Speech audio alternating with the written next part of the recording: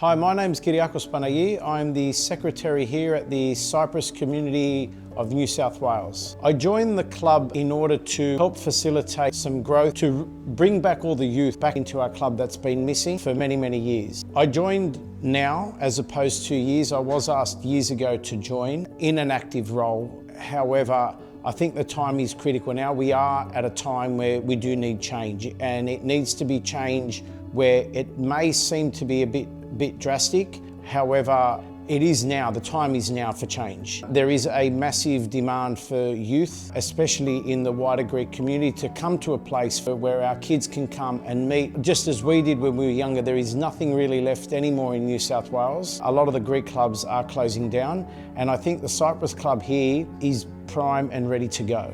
It's time for a change. It has been used historically, even politically it's been used, because it factually is. It is the time for change. Because if the time is not now, the alternative is death. It is death of a club, it is death of a community. This community has been around since 1929. It was created by Cypriots that came from abroad to find somewhere to meet. There's been many, many changes. My understanding, there's been about 6 different locations. And every time it's moved for a better reason. The reason the time is now is because you can literally see it. It is almost, what's happening is the cancer, it's eating the community internally, and this needs to be stopped. It will be stopped. We will move forward and there will be an outcome. And again, I repeat, it is the members that get the say.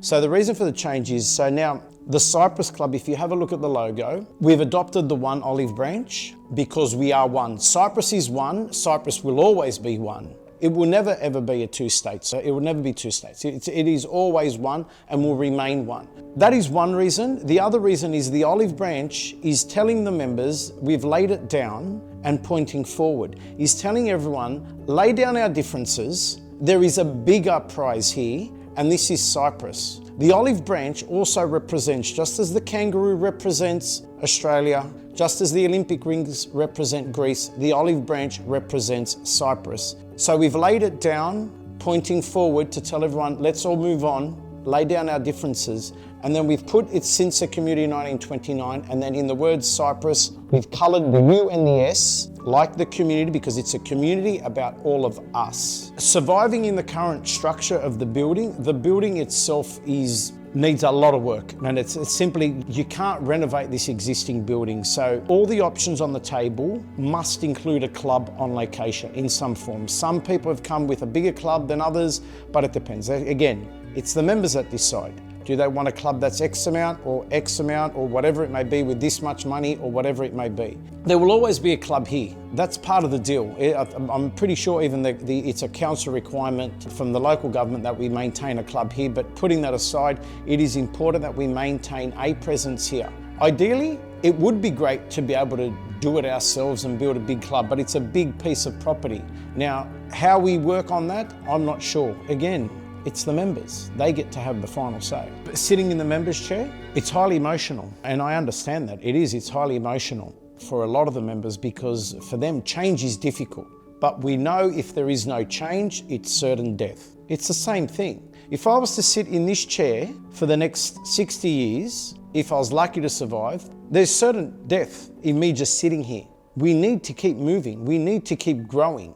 You do not plant an olive tree year 1 and expect it to be the same size in year 2, year 3, year 4, year 5. You want some growth out of it. And this is what we're trying to explain. And I think the criticism, the absolute criticism I have of the board prior to me getting on, and even to me, is communication. Communication with its members has been non-existent. We have access these days to electronic communication, whether it's via text message or email. Most of our members, checking the database, I think from memory, maybe 80% don't even have an email or haven't provided their mobile number.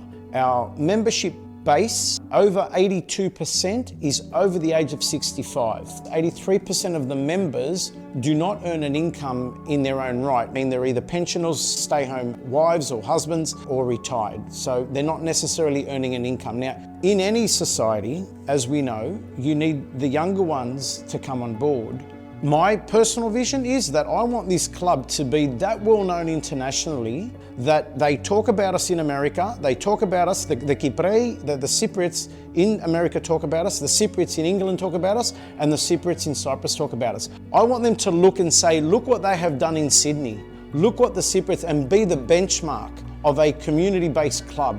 There is no way around it. We've got the ability, we've got the means, and we can do it. And in my view, it will be done. So long as I'm currently on the board at the moment, we're heading into elections. If I get re-elected, that's my oath. To me, that's what I pledge. I pledge total transparency, total communication with all the members. We're not tolerating the attacks that have been happening. The bullying, in some cases, it's been horrendous. Me, myself, I've personally taken a barrage. This is a voluntary role. As a board member, you're a volunteer. So your own personal business suffers, your own personal life sometimes suffers. That's got to be respected, that we're volunteers and we're doing the best job we can. And there's a lot at risk. However, that sort of behaviour is not going to be tolerated. You come to the club, everyone must feel safe to come here. Everyone must feel safe to have their view, and keep your rubbish at home. Don't bring it to the club.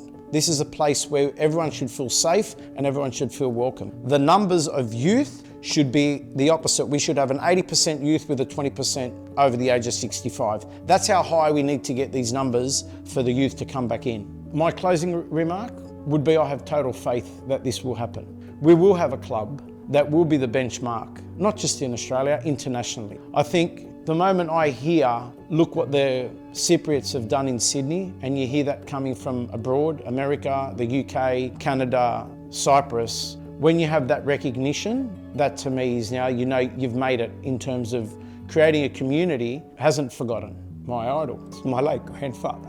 Because of what he sacrificed to come here, my mother didn't meet her dad till she was 11, and it's because of the sacrifice. He took a chance. And this is where I get frustrated when people say it can't be done. It's one of my pet hates. Don't say it can't be done, because when you've got a man who leaves his wife pregnant to his last child to move from Cyprus to Australia to start a better life, like a lot of them did. My grandfather's story is no different to many others, but you got to take your hat off to that. There was no social media, there was no phones. They couldn't pick up FaceTime and see their family. It was a letter that would travel maybe 2 months by boat to get to them. You know, if there's a reason why, that's the reason why. It's because I know his generation, and a lot of them I see here, you know, a lot of them, okay, my grandfather passed away 25 years ago, but a lot of them here, he would have possibly known, and they just came to build a better Australia. They came here to bring their culture here and to build a better Australia. And that's exactly what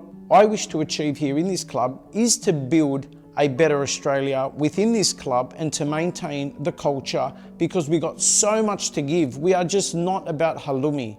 We are so much more than that. And we can create a vibrant cultural centre with a school, with dancing, and a place where people can come and meet.